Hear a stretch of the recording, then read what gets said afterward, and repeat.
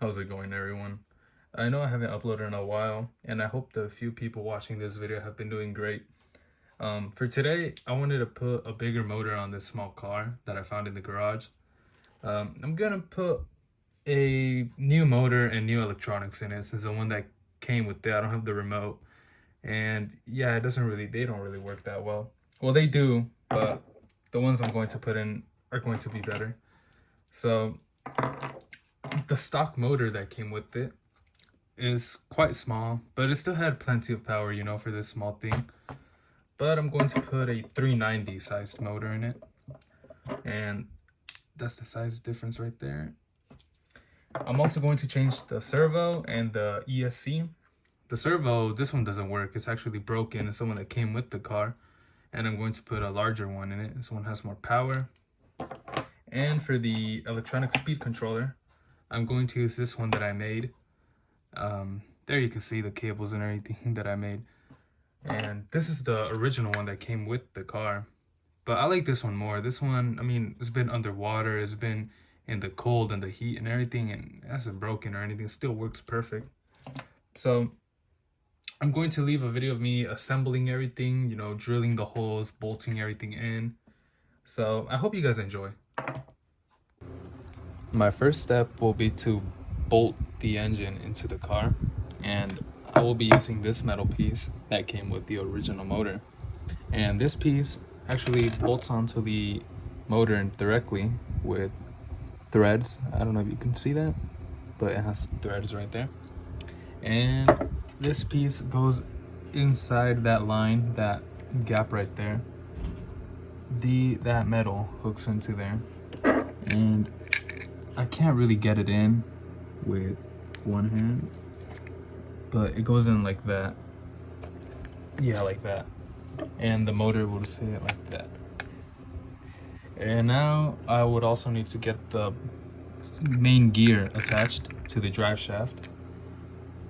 And then after that, I would just put the cover on, and then I would focus on getting the servo and ESC bolted into the car, because the original one was taped onto the car. It had like a plastic thing like this that went over it, and then it was just taped like that from the factory.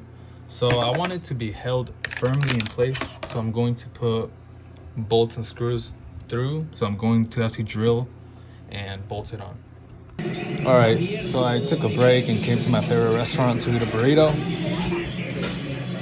There we go. All right, guys, so the motor is put in place, the gear and everything as well. There's only one problem, and I lost the plastic cover that covers the gears, and I saw it yesterday while I was cleaning, but I can't find it anywhere right now. So yeah, I'll have to pause, but it's okay. I'll find it for my valid viewers. So I'll find it right now.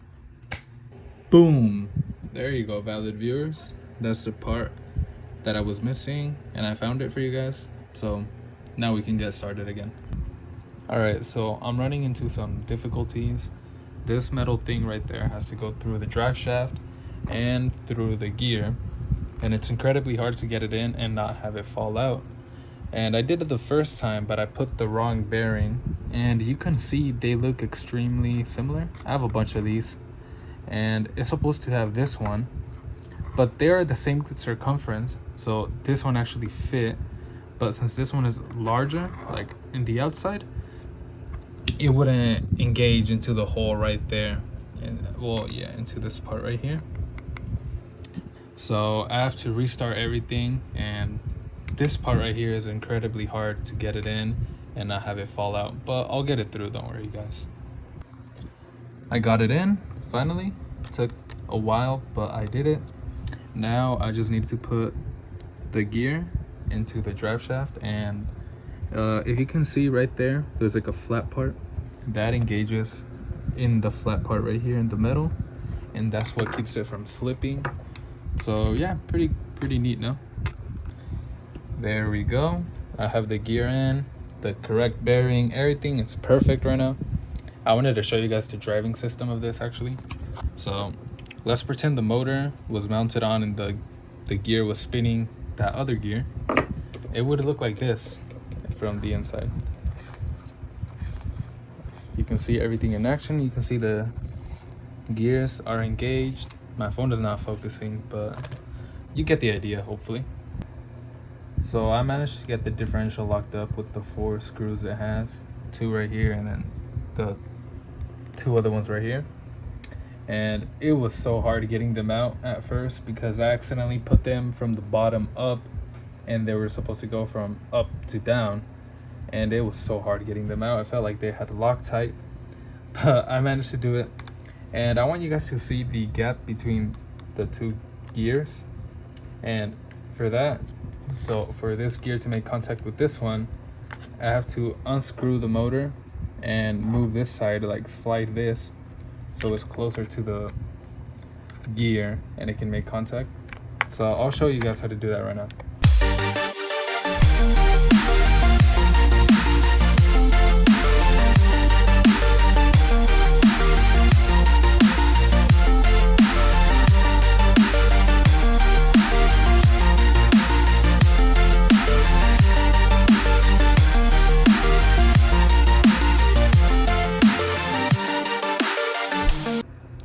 There we go. I got them to make contact. So now the motor spins with the drive shaft. So everything is going well right now. So for the steering, I have to put the servo in like this. Hold on.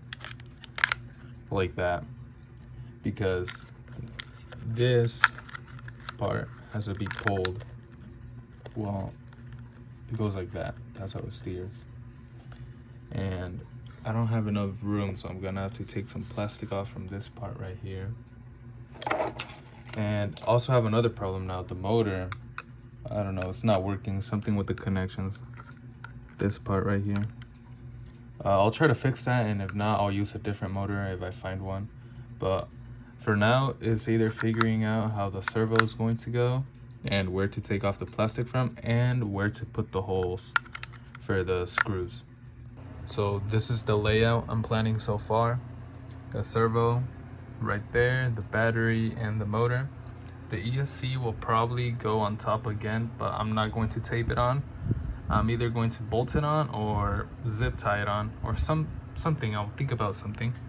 But under here, the servo will be bolted on with 2 of these, and I'll have to drill 2 holes right there, then put the bolt and the nut. But I'll also have to take a little bit of plastic off right there to make room for the wire so the drive shaft and the servo don't rub. But that's how it's looking so far. I don't think I'll change anything. I mean, this looks like a solid layout. So yeah. I took out the old wires from the motor and I'm going to put the new ones on. And luckily it tells you which side is positive and which side is negative, so I just have to hook up the red to the positive and black to negative. So I'll do that right now.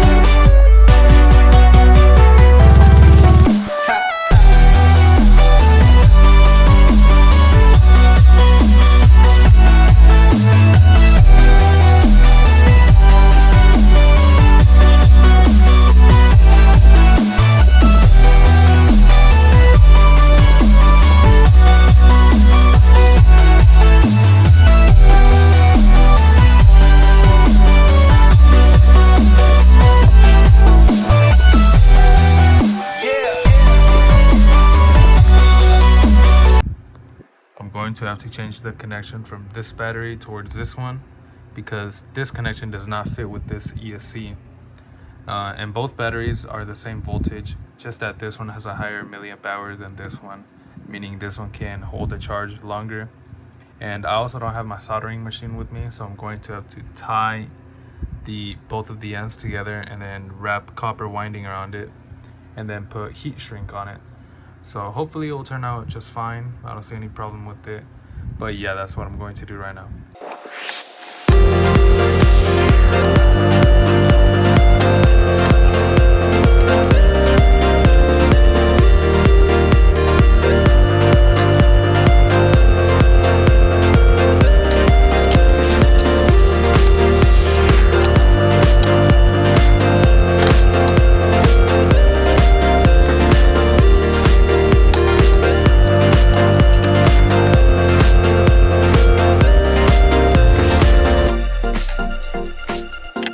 The new connection is on. You can see it's delivering power to the ESC just perfectly. I would have done a better, cleaner job if I had my soldering machine with me, but unfortunately I don't have it. So that will do. That's still gonna hold just fine. And this battery does not work anymore, so that's why I used it. But I'm still going to save this connection.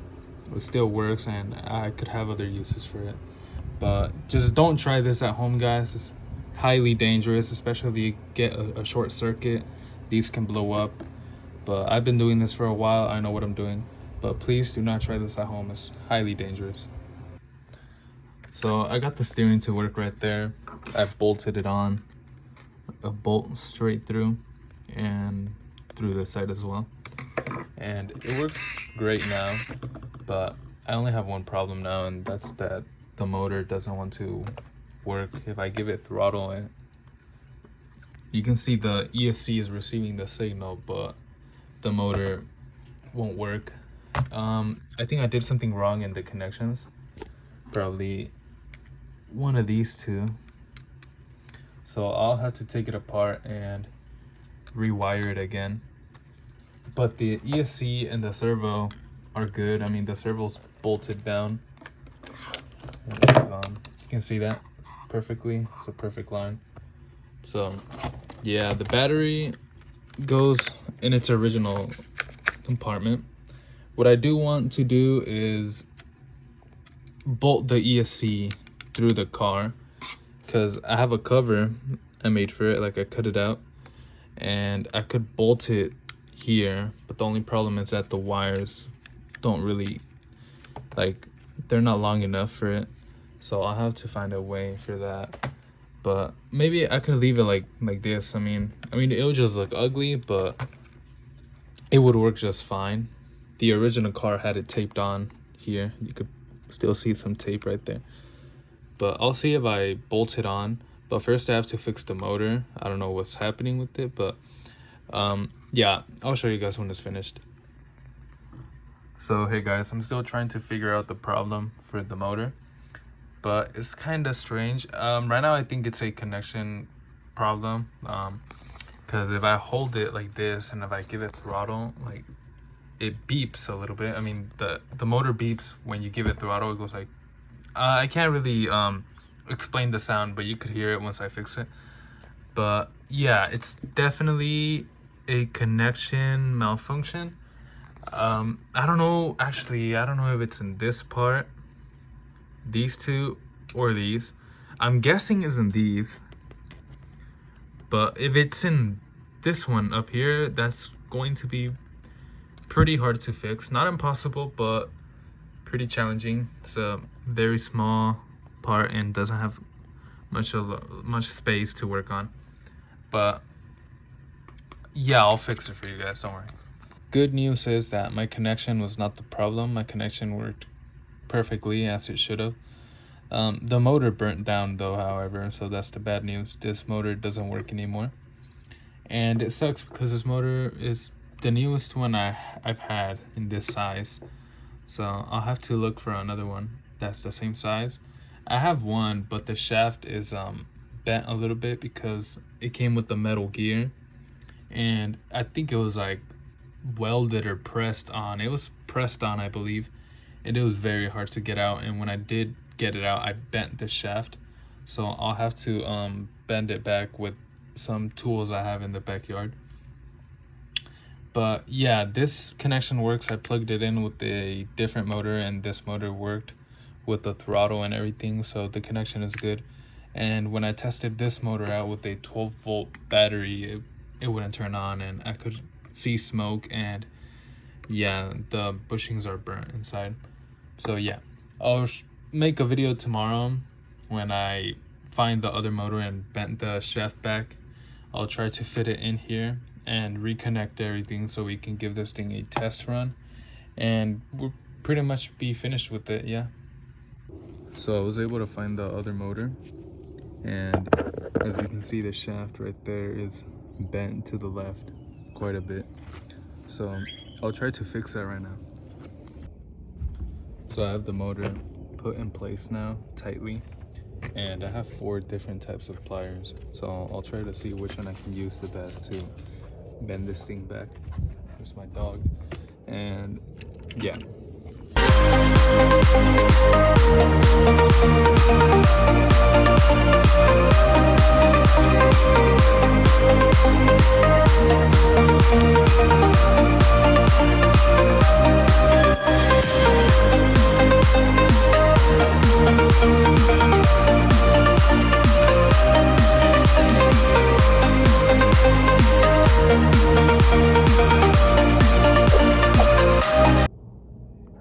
So I got the motor fixed now, so the shaft is straight, and yeah, thanks to my tools I got it done. Here are the 2 motors side by side. This is the one that doesn't work. It's got, well, the bushings inside of it are burnt. You can't really see, but it's pretty black in there. And this is the one that I fixed. This is an older motor, but I straightened out the shaft, and it works well. It works perfectly. But I might just end up using this same size motor. It's also a 390 from a tiny transmission I have.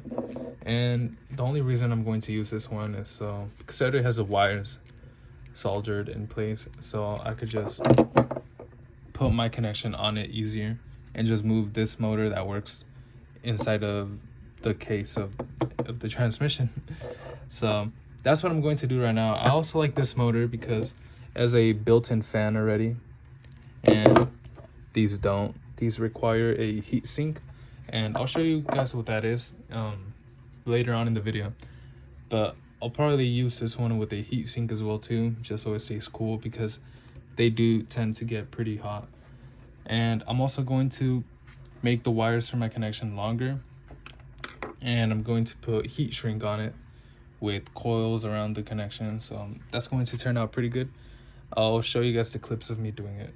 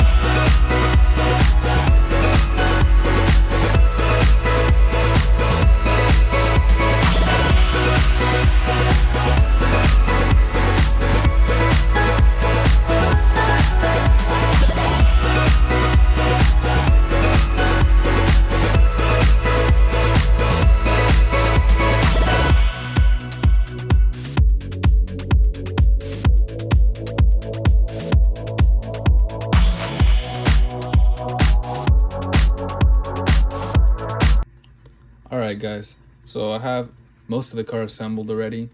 I put the heat sink on the motor. That's what the heat sink looks like. It just helps cool down the motor when air runs through these lines and it cools it off.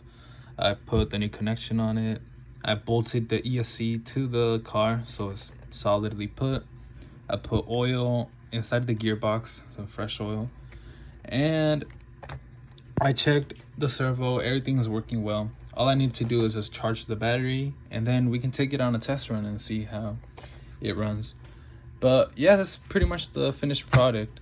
I started around October 19th and I would work on it like once a week whenever I didn't have homework or anything else to do. It's just like a nice challenge for me, a nice project, you know, to spend time doing it and to just engineer my way out of things. You know, I like to figure my things out while working on stuff like this. But thank you. Thank you for watching. I'll still show more clips of the car actually running and like charging the battery and stuff. But thanks for watching most of the video. I mean, if you have been watching. But also wanted to say, sorry for my voice sounding weird and all the different clips. You know, they're never taken in one day. I probably film 1 or 2 videos 1 week, and then 2 weeks later I do a few other videos. That's probably why my voice sounds different in every clip. Also why the lighting may change as well too. But we're basically done. Just need to charge the battery and give this thing a test run. So let's see how that goes. Okay, so I'm going to charge the battery now, and I just wanted to show you guys how I do it. And I have a nice charger. It's a professional charger for charging lithium polymer batteries and a lot of other batteries as well. And it has a lot of modes. And I have to choose the type of battery I'm going to charge. This is the battery I'm choosing. It's a nickel metal hydride. You can see right there. If it focuses, my phone won't focus. NiMH, right there, NiMH. And we'll select it. And there you can see the milliamp hours along with the voltage and the charge time. So this will probably take around 40 minutes to fully charge, but once it's charged, we'll go give the car a test run.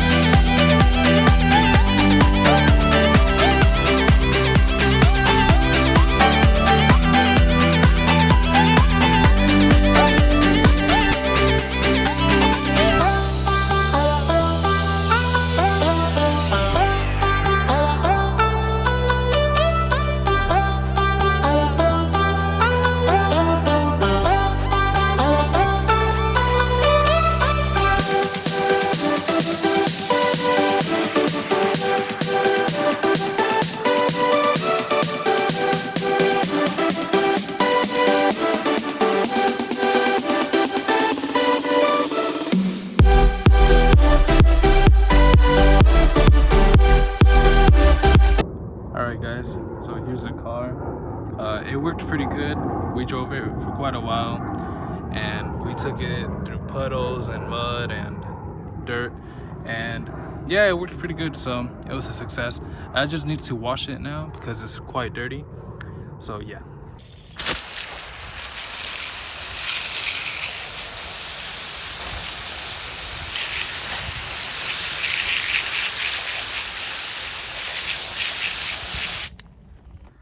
There's the car, guys. You saw it driving. It drove pretty good. It handled the mud, the dirt, the water, just excellent. And I let my younger brother drive it, and he said it was pretty fun, so that's all that matters, right?